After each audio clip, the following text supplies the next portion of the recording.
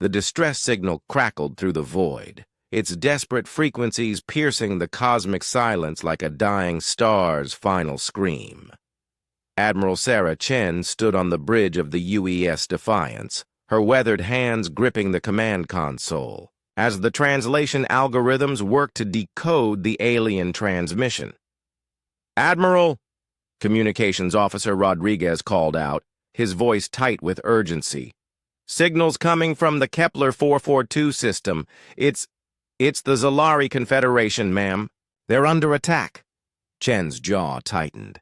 The Zalari, a peaceful race of crystalline beings who had welcomed humanity into the galactic community just 5 years ago, when Earth achieved faster-than-light travel.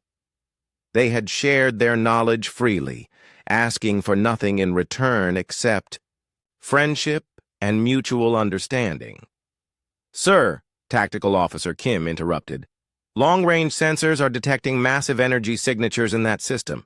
Whatever's attacking them, it's big." The main screen flickered to life, displaying the translated message. The voice that emerged was melodic yet fractured with terror, unmistakably Zalari. "This is Prime Resonator, Thaisalan, of the Zalari Confederation. Our worlds are under siege by the Vorthan Empire. Our defenses have fallen. Our people are dying. We broadcast this message to any who might hear. Please, if there is mercy in the galaxy, help us." The bridge fell silent. Chen stared at the tactical display showing Earth's Third Fleet, 47 ships strong, humanity's proudest achievement. But against the Vorthan Empire, the Vorthans were legends whispered in fear across the galaxy. An ancient race of conquerors who had crushed civilizations for millennia, their technology far beyond anything the younger races possessed. "Admiral," Fleet Captain Morrison's voice came through the comm from the Yorktown. "With respect, ma'am, this isn't our fight. The Zalari are 3 systems away. By the time we arrive, they'll be extinct," Chen finished coldly. She turned to face her crew, seeing the doubt in their eyes. "The Zalari gave us gravitational wave manipulation. They taught us how to strengthen our hull plating with resonance fields. Without them, half our fleet wouldn't exist." "But, Admiral," Science Officer Patel spoke up hesitantly, "the Vorthans have technology centuries ahead of ours. Their dreadnoughts are the size of small moons. What can we possibly do?"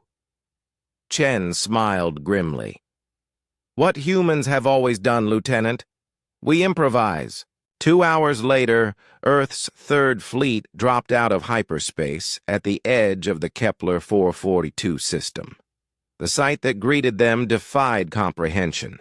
Massive Vorthan vessels, each one dwarfing humanity's largest ships, hung in space like metallic parasites feeding on dying worlds. Zalari crystal cities burned on the surfaces of 3 planets, their prismatic beauty turned to slag and ash. "My God," whispered Navigator Singh. "Look at the size of them." The largest Vorthan dreadnought was easily 10 kilometers long, its hull bristling with weapon ports that glowed with malevolent energy. Smaller, though still massive, escort ships moved in perfect formation around it like schools of predatory fish. "Admiral," communications reported, "we're receiving a transmission from the Vorthan flagship. Put it through."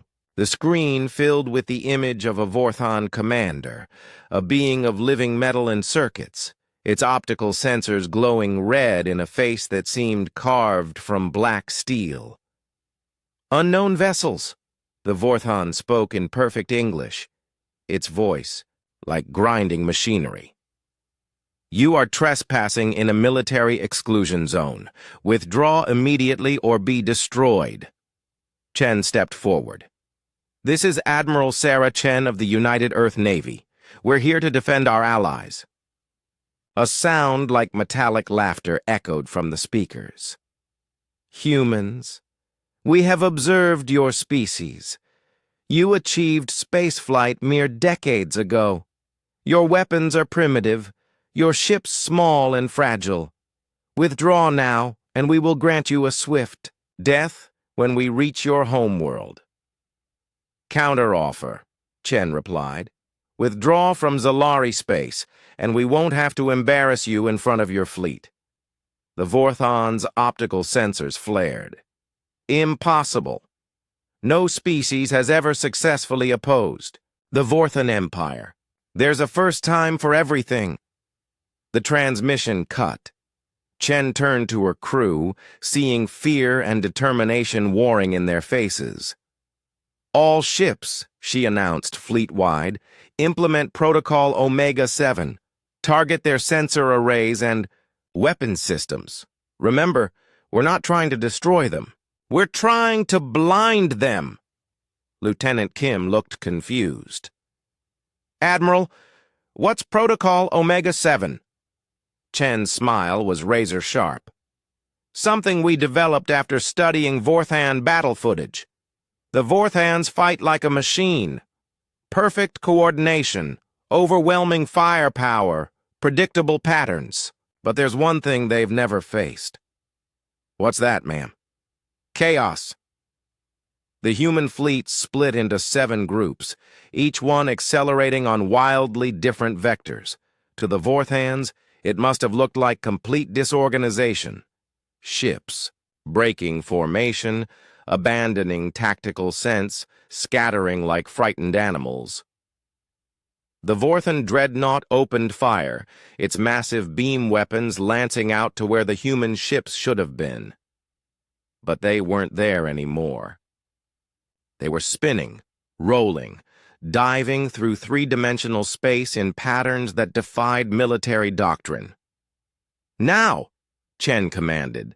Every human ship fired simultaneously, not at the hull, but at the sensor clusters dotting the Vorthon vessels. Dozens of precisely targeted missiles struck home, blinding the ancient warships in cascades of electromagnetic interference. "Phase 2, Chen called out. "Ramming speed!" The Defiance and 6 other ships accelerated directly toward the Vorthon flagship, their smaller size allowing them to slip past the blind giant's defensive fire. At the last moment, they released their payloads, not weapons, but rescue pods, filled with human engineers. The pods latched onto the Vorthon hull like mechanical ticks. Within minutes, the engineers were inside, wielding plasma cutters and explosive charges with the desperate ingenuity that had carried humanity from caves to the stars. "Admiral!" Rodriguez called out excitedly. "The Vorthon ships are losing! Power! Their formation is breaking apart!" Chen watched as the mighty dreadnought listed to one side, its engines sputtering as human saboteurs wreaked havoc on systems the Vorthons had considered impregnable. Across the system, other Vorthon ships found themselves similarly compromised. "Impossible," came the Vorthon commander's voice, full of static and disbelief.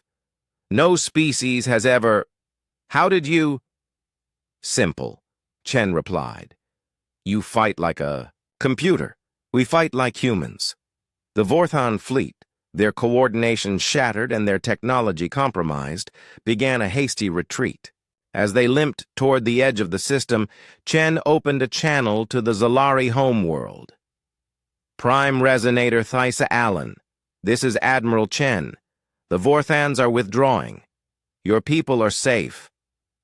The response came as a harmony of crystal chimes, the Zalari equivalent of tears of joy.